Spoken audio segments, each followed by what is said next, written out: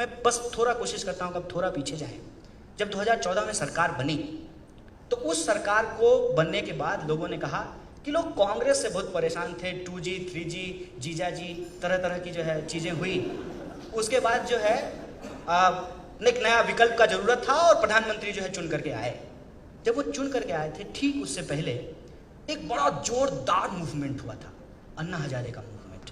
अरे मैं भी अन्ना, तुम भी अन्ना, जिधर देखो अन्ना अन्ना, अन्ना नहीं आंधी है, देश का दूसरा गांधी है। मतलब गजब गजब।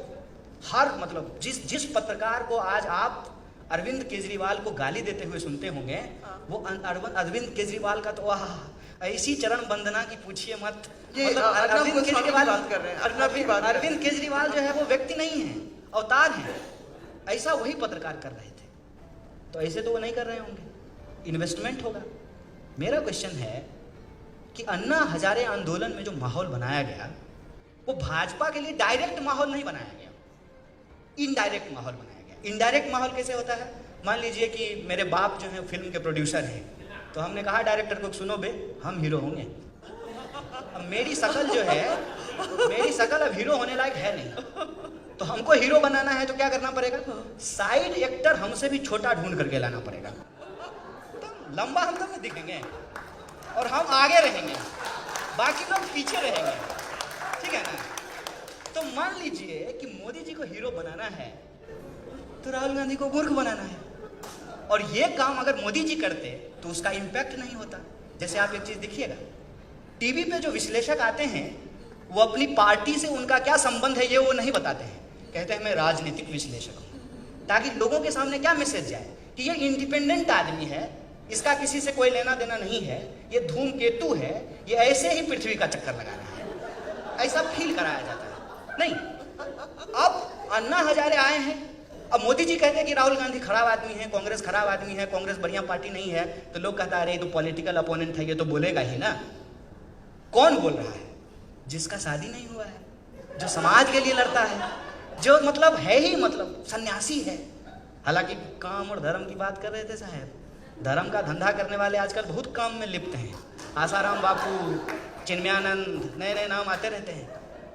तो ऐसा फील कराया गया। फिर प्रधानमंत्री चुन करके आए और प्रधानमंत्री ने कहा कि बाकी काम जब दूसरे लोगों ने कर दिया है तो हम पॉजिटिविटी फैलाएंगे। नहीं, सबका साथ सबका विकास, 15 लाख आपके खाते में आएंगे, 2 लाख नौकरी मिलेगी हर साल, 2 करोड़।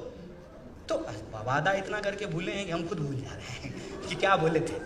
तो ऐसा पॉजिटिविटी फैलाया गया। और आप देखे होंगे कि जो भी चीज विजुअल इम्पैक्ट, मैं बहुत इंटरेस्टिंग बात बता रहा हूँ, मीडिया में है आप जानते होंगे, विजुअल इम्पैक्ट पे खास ध्यान दिया गया।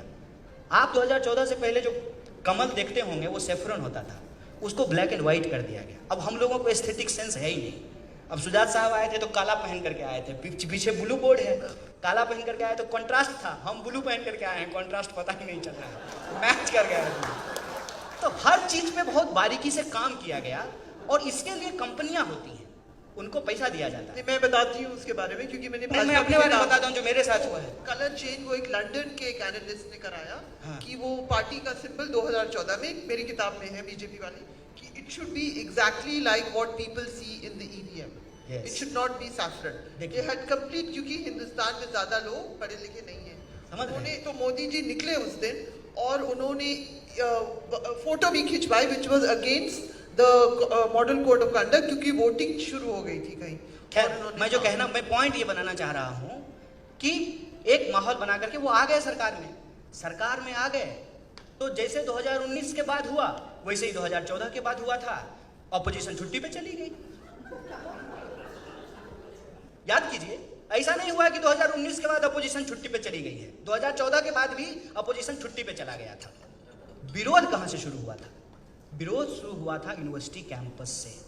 मैं कोई स्पेशल आदमी नहीं हूं, ये मैंने 135 करोड़ के इस देश में आई एम नॉट स्पेशल कि मुझे ही क्यों प्रोपेगेंडा का शिकार बनाया गया। Unfortunately for me and fortunately for the Modi ji, कि मैं उस वक्त जेएनयू का प्रेसिडेंट था।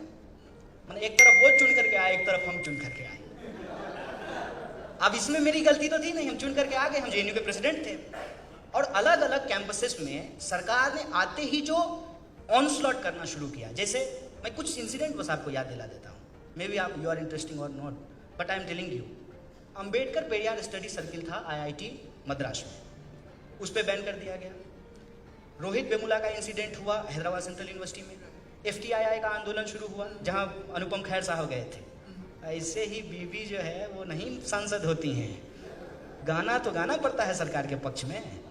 उनकी वाइफ जो है वो सांसद है, और वो जो है बाद में FTII के डायरेक्टर भी बने थे।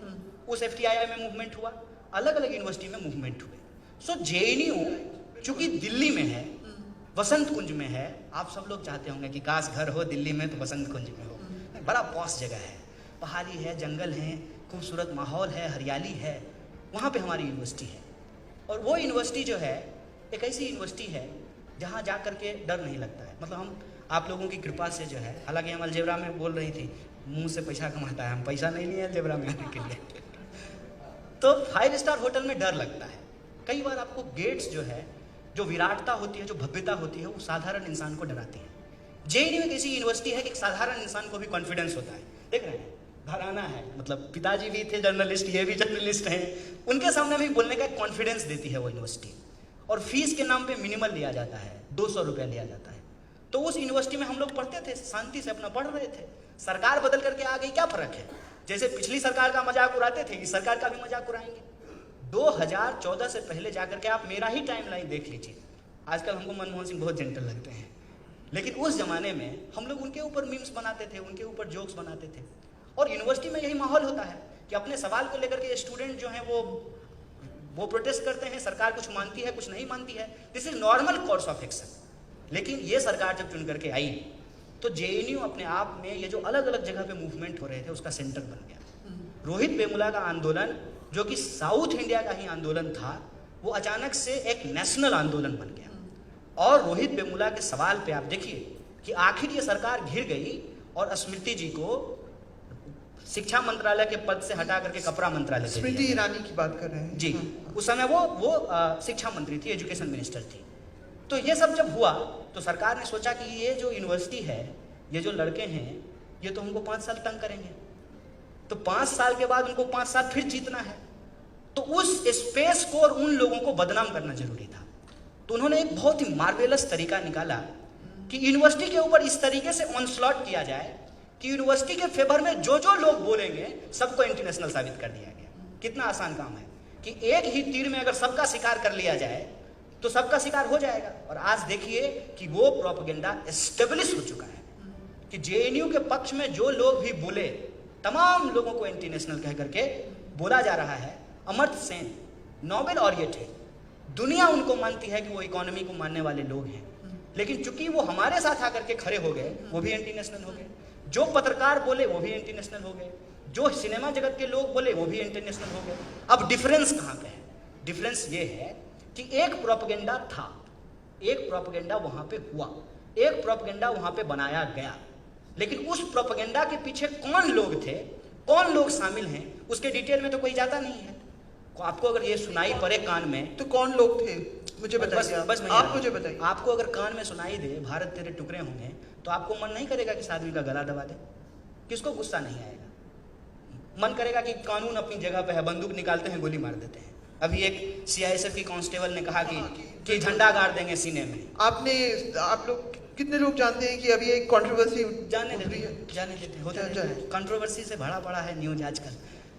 तो ठीक है, मेरे सीने में झंडा गाड़ देंगे तो मेरे लिए सौभाग्य की बात है।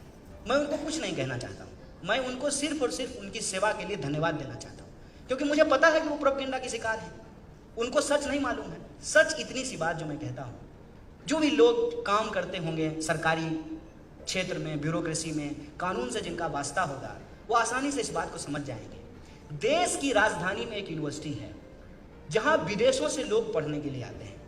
मोर देन 140 कंट्रीज के लोग उस समय पढ़ रहे थे हमारी यूनिवर्सिटी में।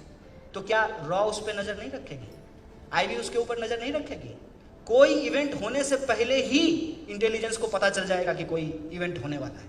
अगर ये इवेंट उतना इंपॉर्टेंट था तो उसी समय उसको क्यों नहीं रोका गया? उस इंसिडेंट को क्यों होने दिया गया? इंसिडेंट जब हो गया, मान लीजिए कुछ लोगों को अरेस्ट कर लिया गया, चार्जशीट क्यों नहीं की गई? दिल्ली पुलिस कहती है कि दिल्ली सरकार नहीं दे रही है, दिल्ली सरकार कहती है कि मेरे नज़र में जो है इसको हम अभी ठीक से एनालाइज नहीं कर पाए हैं। हम कह रहे हैं कि क्यों मामले को फंसा रहे हैं? गृह मंत्री 370 हटा सकते हैं तो कन्हैया कुमार पर मुकदमा चलाने का आदेश नहीं दे सकते हैं? अगर हम उनके नज़र में कश्मीर के अलगाववादियों के पक्ष में हैं उनके अनुसार, तो वो क्या हमारे ऊपर मुकदमा चलाने का आदेश नहीं दे सकते हैं? ये एक कंप्लीट पॉलिटिकल प्रोपेगेंडा है। और वही प्रोपेगेंडा बेगूसराय तक पहुंचा कि पूरे देश में क्या हो रहा है इस पे चर्चा नहीं हो। किस पे चर्चा हो? बेगूसराय में क्या हो रहा है। ऐसे ही चैनल दिखा रहा था, ऐसे नहीं दिखा रहा था। उसको कहा था कि इसको दिखाओ। जब अलायंस नहीं हुआ है, अपोजिशन अपने साथ में नहीं आई है, तो ये तय बात है कि अपोजिशन का वोट डिवाइड होगा। और अपोजिशन का वोट डिवाइड हुआ। पूरे देश में आप हमको बता दीजिए, जो मैं बार बार जब पिछले सालों में जब जा करके बोलता था तो मैं यही बोलता था कि एक तरफ 31% है जो एनडीए का वोट शेयर है, जो बीजेपी का वोट शेयर है, दूसरी तरफ 69% लोग हैं जो एनडीए के खिलाफ चुनाव लड़ रहे हैं। तो इसमें कोई रॉकेट साइंस है क्या कि 69% वोट को अगर आप एक जगह यूनाइट कर देंगे तो इजीली 31% को हराया जा सकता है? लेकिन ये अपोजिशन की यूनिटी नहीं बनी। क्यों नहीं बनी? मैं आपकी सीट में मैं तेजस्वी यादव को ईडी है ना, ईडी है, सीबीआई है। आपने कोशिश की, वो भी जवान है, आपने बात की। हमारी कोशिश करने से नहीं होगा ना। हमारे पास देखिए कोई एम्पायर नहीं है जिसको हमको बचाना है। इतना खुल करके हम इसलिए बोल लेते हैं कि हमारे घर पे ईडी आएगा तो चाय भी नहीं पिला पाएंगे। तो हमको कोई दिक्कत नहीं है। लेकिन ये जो डर है, उस डर की वजह से अपोजिशन की यूनिटी नहीं हुई। जब चुनाव परिणाम आ गए बेगूसराय के और मैं चुनाव हार गया, तो सबसे पहले क्या शुरू हुआ? बड़ा अपोजिशन बनने के लिए चले थे, बेगूसराय की जनता ने धूल चटा दिया। यही बन रहा है ना। इसको कहते हैं कि प्रोपेगेंडा को भी एक लॉजिकल कल्मिनेशन तक पहुंचाया जाता है। लेकिन मैं उनको एक बात कह देना चाहता हूँ, आप पार्लियामेंट में चले गए हैं, आप पार्लियामेंट जीत लिए हैं, देश के लोगों के साथ अभी भी वही समस्याएं हैं जिसको लेकर के हम लोग लड़ रहे थे। पार्लियामेंट आपका, संसद आपकी, सड़क आज भी हमारी है। लोगों के हक और अधिकार के लिए अपनी लड़ाई को हम जारी